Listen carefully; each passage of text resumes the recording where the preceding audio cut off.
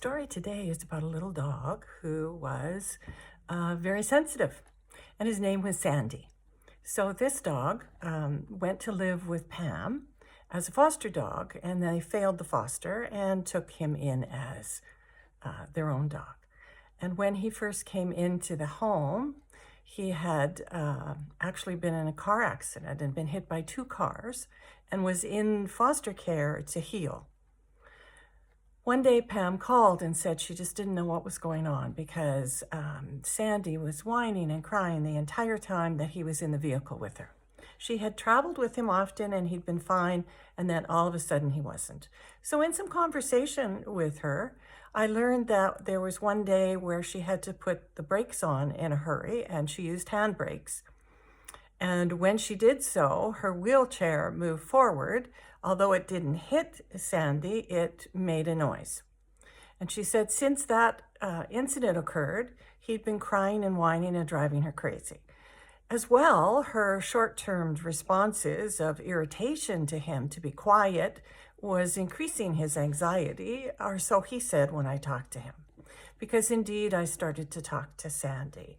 And so what he said was, he was really afraid every time he was in the vehicle that he was going to be in another accident. He was afraid that he was going to get hit by the wheelchair, and he wanted to be in the front seat instead of in the back with the wheelchair. I talked to Sandy about what I talked to Pam about what I learned from Sandy. And Pam said that she'd see what she could do about the situation. And then I talked to her again, and she said that what she'd done is she anchored the wheelchair more fully, that she moved him away from the wheelchair into the second seat in the van that she drove. And so he was in a situation where nothing could happen if she had to brake again. The wheelchair wouldn't hit him.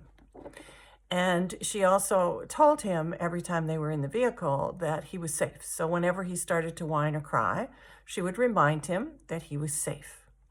I had talked to her after she'd done that, and they'd traveled together a few times, and she reported that finally Sandy was quiet.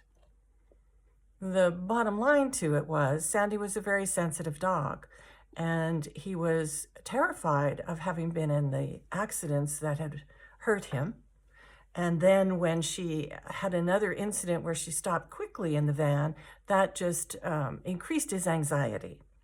Part of what I did when I talked to Sandy was help him release the anxiety and to help Pam understand some of his concerns so that she could deal with the issue.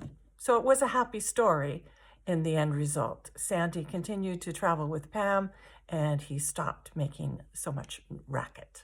So remember now, until we talk again, to listen to your animals because they're always talking to you.